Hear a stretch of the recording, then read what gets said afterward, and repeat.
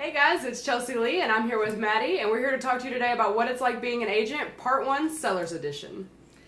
We know there's kind of an urban legend that all we do as realtors is dress nice and drive fancy cars and open doors for people, and that's really not the case. Yeah, I think that fallacy really comes from when people see the commission and they think that just goes to one person. So we're here to debunk that myth for you today. The commission, when we get paid, it never goes to just one person. So there's usually a team of people working both sides, and it's divided up between those teams. So the brokerage for the buyer and then the brokerage for the seller, it gets divided right down the middle. And then the brokerage pays their agents accordingly to the work that they did. So it's really split about 4 different ways.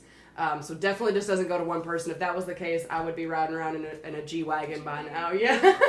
Range Rover. Yes, a nice Mercedes. Yes. Spending more time talking less about septic issues and more about Mercedes maintenance if that was the case. Or like our Louboutins. Yeah, yes. I would be dressed a lot nicer if I got all the commission. So we wanted to clear that up for everybody today because I think when people go to list their house, that's one of their main questions is, where is the commission going and why am I spending this money? So, it's really important to break that down when the brokers have to cover all of their expenses. There's so much behind what they have to do.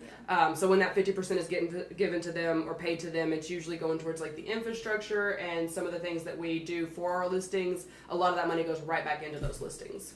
Yeah, like some examples of that would be like professional photography.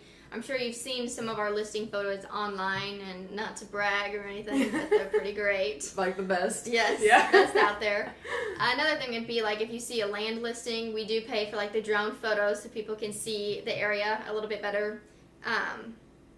Another thing that we spend a lot of money on would also be like our social media. We put a lot towards building up such a huge platform. We get anywhere from 40 to 50,000 engagements per month on social media, which is huge. There's no other brokerage in the metro that gets that many.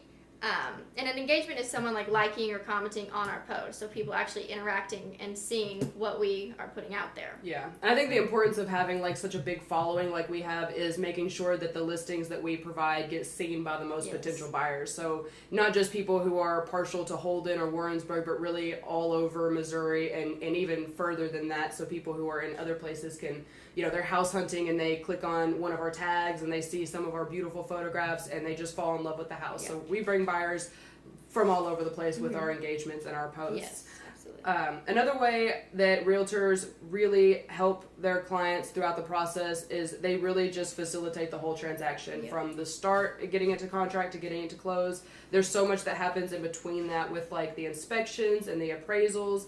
That you really want someone on your team who can advocate and who can negotiate on your behalf really well, because there's sometimes there's a lot of really big issues, like if you have a roof with hail damage. We've got a lot of storms and really a lot of wind here, so a lot of damaged roofs, and with all the heat we've had recently, a lot of HVAC units have gone out. So it's important to have a good agent who can help explain the situation to you and who can help work through that issue with you and either save you money or at least help get you something out of that. It's just really good to have an agent who can help break everything down for you, because it can be daunting and it can be scary when you're working with these bigger issues like septic and things like that. Yeah. We also work hand in hand with the appraisers and like the title company and inspectors. Like I personally like to go to or try to go to all of my inspections. That way I can be there to advocate for my buyer and express any of their concerns that they might have. But these are just kind of a few things that we do to take care of our sellers.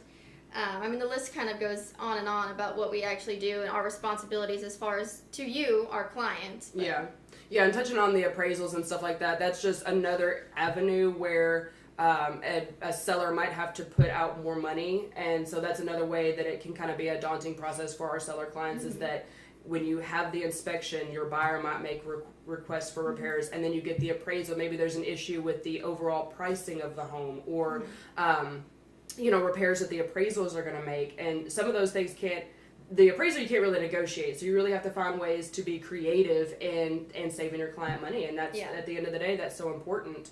To just help help make sure both sides win. Ultimately, that's our goal. It's not just to, advocate for our sellers, but it's to make sure both sides walk away feeling like they came out with... They won something. Yeah, like they won something, yes. Like they came out on top.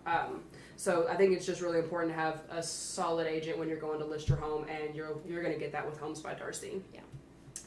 Thank you guys for tuning in today. I appreciate you watching. Stay tuned for the next video. We're going to touch on the opposite side, so the buyer side. We're going to flip it around and talk about what it's like to be representing the buyer side.